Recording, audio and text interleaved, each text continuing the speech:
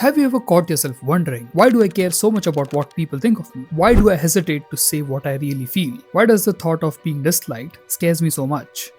These questions have haunted people for centuries, and this book tackles those questions head on.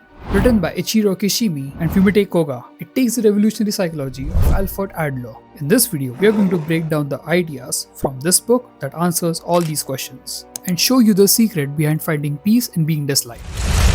We all love ourselves more than other people, but care more about their opinion than our own. Marcus Aurelius said this around 2000 years ago, and it still perfectly describes us today. We claim to love ourselves, yet we spend so much of our lives as hostage of other people's opinions. When I first thought of starting this channel, that fear did hit me as well. And yes, people do judge. They always have and they always will. But here's the truth. We can't let the fear of judgment stop us from building the life we want today. And that's exactly what courage of being disliked is all about. So what is this courage? It's a philosophy introduced by Japanese philosopher Ichiro Kishimi, inspired by the psychology of Alfred Adler. You probably heard of Freud or Jung. Well, Adler is the third giant of psychology, but his ideas never got the same spotlight. Freud said that we are chained by our childhood traumas. Jung explored archetypes. Adler flipped the script. The past doesn't define you. What matters is how you live now and how you relate to others. Kishimi and writer Fumitake Koga turned Adler's psychology into a modern dialogue, making his ideas practical and accessible in their book, The Courage to be Disliked. And the core philosophy is simple but radical. True freedom and happiness comes when you stop chasing approval and start living authentically, even if that means being disliked. Sounds liberating, right? But why is it so hard to actually live in this way? Let's be honest, why is it so hard? Why do we cling so tightly to being liked? Some of it is evolutionary. Our ancestors survived by belonging to a tribe. To be rejected meant danger.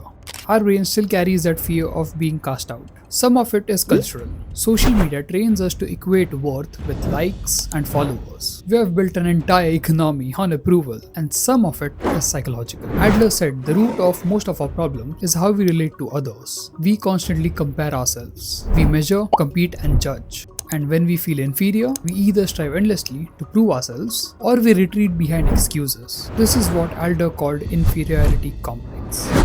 But Adler flipped the script. He said, your life isn't about proving yourself in the eyes of others. Your worth isn't dependent on their approval. It's about how you choose to live today. This book connects to so many other philosophies, like Stoicism, where Epictetus taught, focus only on what you can control. What others think about you isn't something you can control. Existentialism says that we must create our own meaning, even if society rejects us. And Buddhism, detachment from craving external validation, brings us freedom.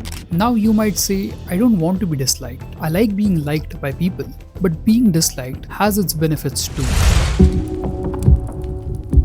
So what happens when you take that risk? Firstly, you build genuine connections. When you live authentically, the people who are in your life are there for the real you, not the version you fake for approval. This is coming from someone who has less friends, but they are some genuine gems.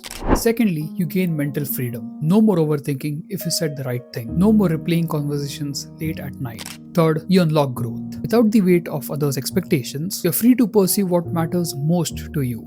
And lastly, you build inner strength. Dislikes stops being scary. It becomes a filter, a reminder that you're not meant for everyone. And that's exactly how it should be. This is the same freedom Stoics called virtue, the Buddhists called detachment, and Adler called courage. But whatever I'm talking about, is it even practical? Yes, it is possible to implement practically. So how do we start building this courage in our life? Adler's answer was the separation of tasks. Ask yourself in every situation, is this task for me or for someone else? Example, choosing a career, that's your task. Whether others approve or not, it's theirs. Posting your thoughts online, that's your task. Whether someone dislikes it, it's theirs. Living a certain lifestyle, that's your task. If the society accepts it, that's theirs. It sounds simple, but it is powerful because most of our suffering comes from mixing up tasks, taking responsibilities for things we can't control. Practically, this means setting up boundaries and saying no when needed, practicing honesty even in small situations, and letting go of the constant chase of validation. The first step is small. Speak your truth in one conversation. Say no to things you don't believe in. Stop apologizing for being yourself. But obviously, there are criticisms and misuses to this idea too, right?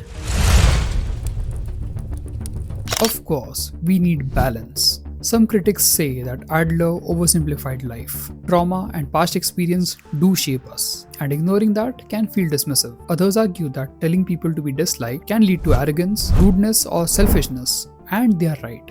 That risk does exist. Some people think I am arrogant, but the philosophy doesn't say be rude or disregard others. It says stop biasing your life decisions on approval. You can still live responsibly, kindly, and with contribution, but with authenticity at the center, not fear. So let's go back to that quote. We all love ourselves more than other people, but care more about their opinion than our own. The courage of being disliked is about flipping that paradox. It's about reclaiming your life, choosing your own path, and realizing that not everyone will like you. So here's my challenge to you. This week, do one thing that risks being disliked. That doesn't mean being rude to people. Say no and share your true opinion. Because in the end, the question is not will they like me? The real question is, am I living my life authentically? This is the true mark of courage. And so, please whatever.